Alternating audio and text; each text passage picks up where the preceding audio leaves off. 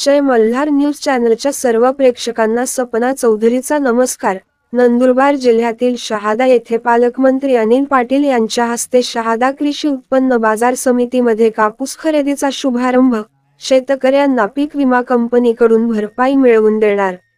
नंदुरबार जिल्ह्यातील शहादा कृषी उत्पन्न बाजार समितीच्या वतीने कापूस खरेदी सुरू झाले असून राज्याचे मतदान आणि पुनर्वसन मंत्री अनिल भाईदास पाटील यांच्या हस्ते कापूस खरेदीचा शुभारंभ करण्यात आला। यावेळी बाजार समितीत शेतकऱ्यांना शासकीय दराप्रमाणे दर मिळवून देण्यासाठी प्रयत्न करण्यात येणार आहे। त्यासाठी शेतकऱ्यांनी कापसाची गुणवत्ता कायम ठेवावी असे आवाहन मंत्री पाटील यांनी केले आहे। तर दुसरीकडे जिल्ह्यातील विविध विकास कामांचा आढावा घेण्यात आला। तर पाटील यांनी सारंगखेडा येथील पुलाचीही पाहणी केली आहे।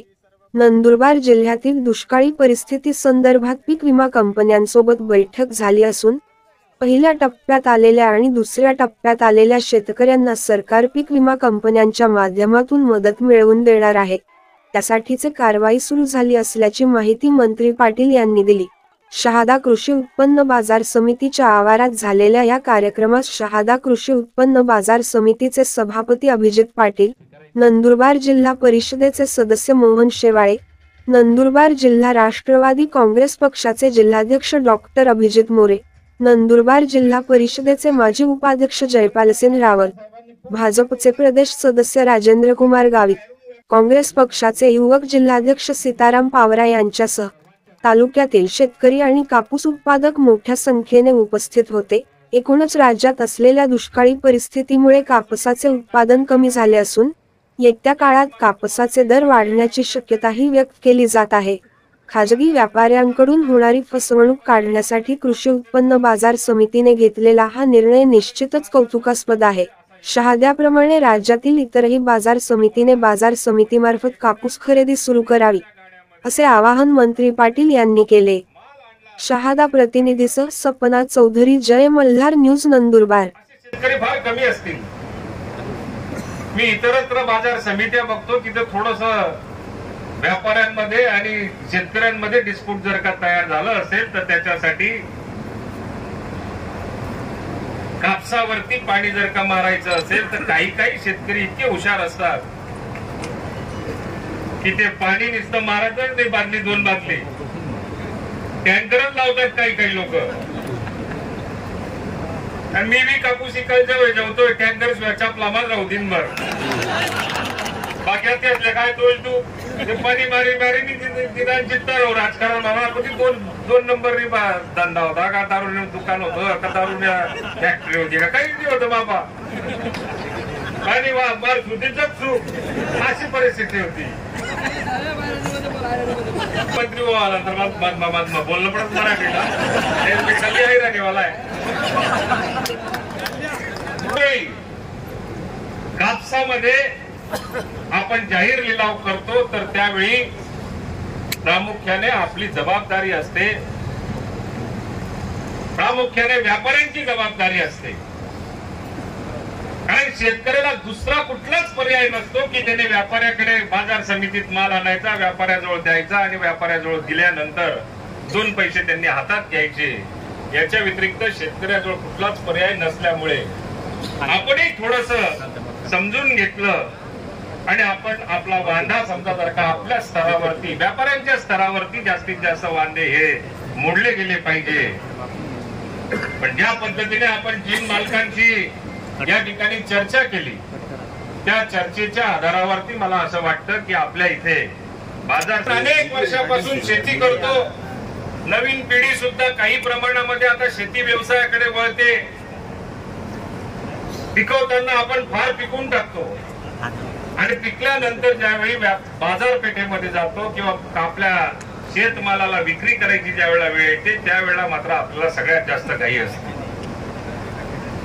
सर्वात मोठी जर का चूक मला म्हणायची असेल तर ज्या वेळेला पिकवलं जातं आणि पिकवल्यानंतर मार्केटमध्ये ते धान्य आणलं जातं त्यावेळेला मात्र त्याला 6-7 महिने आपण जर का शेतामध्ये वाट बघू तर मात्र 6 मिनिटांमध्ये माझा जर का माल जर का लिलावामध्ये हा लिलाव झाला आणि 2 तासामध्ये समजा जर का मी विकून घरी जर का गेलो तर त्याची कॉलर मात्र जोरात टाईट होते.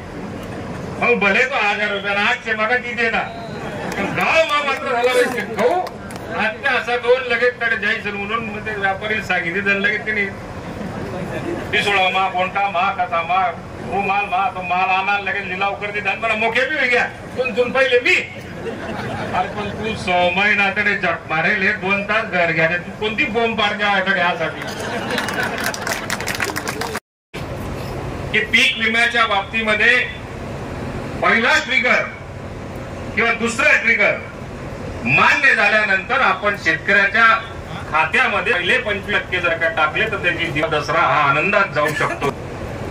मग धनंजय मुंडे साहेब मी आणि मुख्यमंत्र्यांनी पीक विमा कंपनी बरोबर मागच्या 10 दिवसापूर्वी एक मीटिंग घेतली आणि पीक विमा कंपन्यांना एक त्या ठिकाणी सूचना दिली, आदेश केले मुख्यमंत्री महोदयांनी की आपण ताबडतोब कुठल्याही परिस्थितीमध्ये पात्र शेतकरी असतील त्या शेतकऱ्यांना पहिल्या ट्रिगर मध्ये ज्यांचा समावेश झाला असेल अशा शेतकऱ्यांना 25% रक्कम त्यांच्या खात्यापर्यंत पोहोचवणं गरजेचं आहे. पण पीक विमा कंपनी वाले पण हुशार असतात. जिथलं खेचतंय तिथलं केचिल्यानं वावर समजा जर का असा टाइमले जात तर पीक उलगे जास्त वैद्यकडे फिरतात. आपले पंचनामा करायला राहिलो आपण काय जग मला जाहिरात मग तुम्ही जाणार राहणार ते पहिलेच जा. पण त्याच्यातही त्यांचे नियम जे असतात त्यांनी जे अग्रीमेंट केलेलं असतं त्या अग्रीमेंटच्या नुसार त्यांनी किती वेळ काढू पण जर का केला तरी सुद्धा शासन मात्र शेतकऱ्याच्या पाठीमागे उभं राहील, सरकार शेतकऱ्याच्या पाठीमागे उभं राहील. त्या कितला टाइमपास करत ना तरी सुद्धा ज्यांना जे शेतकरी पात्र झाले असतील त्यांना शासनाच्या मदतीने पीक विमा कंपनीकडनं कुठल्याही परिस्थितीत पात्र शेतकऱ्यांना त्यांची रक्कम त्यांच्या खात्यामध्ये पोहोचवल्याशिवाय आम्ही सुद्धा शांत बसणार नाही. त्याची चिंता करण्याची आपल्याला काही आवश्यकता नाही. आपण समजा जर का जास्त काही न करता आपण या योजनेला जर का योग्य पद्धतीने सफल करण्याचा निर्णय शेतकऱ्यांनी जर का घेतला आणि त्याच्याबरोबर व्यापाऱ्यांनी जर का एक वज्रमूळ बांधली की बाजार समितीने आपल्याला इतक्या सोप्या पद्धतीने मार्केट जर का उपलब्ध करून दिली असेल तर आज मला शहाद्याच्या सगळ्या व्यापाऱ्यांवर एक अभिमान वाटेल की तिकडच्या खेतियामध्ये आमचा जळगाव जिल्हा असेल, धुळे जिल्हा असेल, नंदुरबार असेल, रात्री सुद्धा गाड्या बैठत बोयर भरू पहिले मी आज ते बोयर भरतात कारण मला माहिती नाही पण बोयरला बोयर भरू.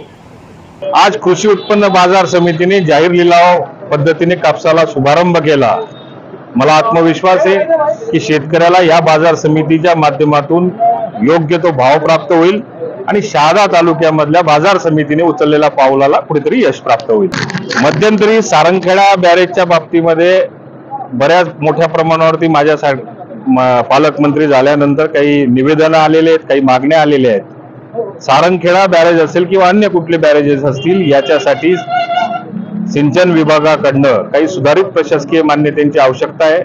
मी राज्याचे उपमुख्यमंत्री आणि मुख्यमंत्र्यांशी याबाबत येणाऱ्या काळामध्ये मीटिंग अपेक्षित करतोय किंवा त्याच्याशी मीटिंगची मागणी केलेली आहे. आणि या ज्या रखडलेल्या योजना आहेत त्यात उपसा सिंचन योजना असतील किंवा अन्य योजना असतील या सगळ्या बाबतीमध्ये आपल्याला योग्य ती पावलं आणि सुधारित प्रशासकीय मान्यता लवकरात लवकर मिळवली जाईल. त्याच्याबरोबरच ज्या रस्त्याचा प्रश्न आहे मग दोंडाईच्याकडे जाणारा शहाद्यापासून दोंडाईच्याकडे जाणारा रस्ता मध्यंतरी मध्ये त्या ठिकाणी अतिवृष्टी झाली, पावसाचं लाखो क्युसेस पाणी वाहून जात असताना अचानक फ्लड आला आणि पुलाला भगदाड पडलं. त्याची पाहणी सुद्धा मी स्वतः जाऊन केलेली आहे. सार्वजनिक विभाग किंवा नॅशनल हायवेच्या कार्यकारी अभियंत्यांशी मी आत्ताच बोललेलो आहे की नॅशनल हायवे किंवा स्टेट हायवे मधनं दिलेलं टेंडर आणि येणाऱ्या काळामध्ये लवकरात लवकर काम सुरू होण्याच्या दृष्टिकोनातून शासनाची डीपीआर स्तरावरती करण्यात येणारी मान्यता या सगळ्या गोष्टींचा पाठपुरावा हा पुढच्या 1.5-2 महिन्यामध्ये केला जाईल आणि योग्य तो निर्णय घेऊन रस्त्याचं काम सुद्धा मार्गी लागेल. दृष्टिकोनातून नंदुरबार जिल्ह्यामध्ये लगतच्या राज्यामध्ये त्यांना मोठ्या प्रमाणावरती नंदुरबार असेल, जळगाव असेल, धुळे असेल हे मध्य प्रदेश किंवा गुजरातला लागून असल्यामुळे आणि रोजगाराची संधी त्या ठिकाणी उपलब्ध असल्यामुळे स्थलांतरांचं प्रमाण थोडं वाढायला लागलेलं आहे. प्रामुख्याने राज्याच्या मुख्यमंत्र्यांनी अशा मागासलेल्या भागामध्ये उद्योगाच्या दृष्टिकोनातून पावलं उचलायला सुरुवात केलेली आहे. नंदुरबार जिल्ह्यामधलं सुद्धा आता उद्योग जे बाहेरून आलेले उद्योग बंद पडलेले आहेत किंवा आलेल्या उद्योगांना थोडाफार त्रास झालेला असेल त्याच्यावरती योग्य तो जिल्ह्याच्या जिल्हाधिकाऱ्यांशी चर्चा करून नंदुरबार जिल्ह्याचा सुद्धा उद्योग वाढला तर हे स्थलांतर थांबेल.